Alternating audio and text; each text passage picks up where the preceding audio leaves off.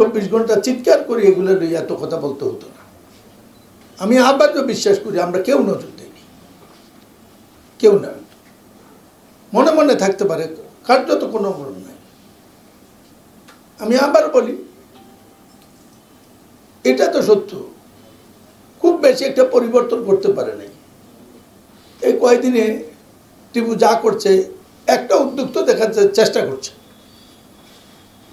তাই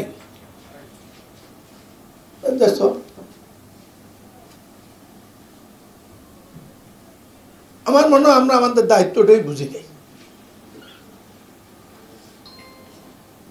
আর রাজনৈতিক পরিবেশ সম্পূর্ণ বিরুদ্ধে ছিল, কিন্তু তার ছাড়া হতো।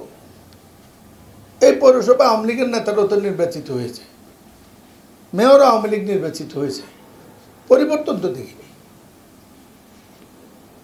যাই হোক, আমার মনে হয়, আমার জন্য তো বটেই, প্রশাসক এখানে অন্য ব্যক্তি, সরকারের লোক আসছে, প্রশাসন লোক আসছে, তাদের জবাবদিহিতার দিন শেষ। তারা যেদিন চলে গেছে তারপর দিন থেকে জবাবদিহিতে চলে গেছে। টিপুকে এই সমাজে বাস করতে হবে, আমাকেও এই সমাজে বাস করতে হবে, জবাব আমাদেরকেও দিতে হবে। নাইলে আমি যখন সমালোচনা করি, এরপরে এখানে বসে একজন আমাকেও ছাড়বে না, টিপুকেও ছাড়বে না।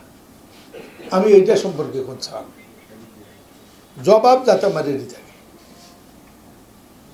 আমি কোথাও যাইতে কাগজ নেওয়া ছাড়া যাই না, একেবারে কেউ কোনো প্রশ্নই করবে না। প্রধানমন্ত্রী যদি কোনোদিন ডাকেন, কোনো সময় ডাকেন, আগেও যখন ম্যাডাম ডাকছেন, আমি কিন্তু দুনিয়ার যত কাগজ আছে রয়ে গেছি। এই কারণে নিয়ে গেছি, কোনো একটা চাইলে যাতে আমি না দিতে পারি। আমি না দেওয়ার কারণে কাজটা হয় না, এটা যাতে না হয়। 90% দিতে চাইনি, বলিনি, প্রস্তুত থাকা ভালো। আপনারা দেখছেন মেঘনা টিভি, সত্যি সন্ধানে সবসময়। এছাড়া দেশ বিদেশের নিত্য নতুন খবর জানতে মেঘনা টিভির ফেসবুক পেজ facebook+meghna tv.bd তে লাইক দিয়ে আমাদের সাথেই থাকুন।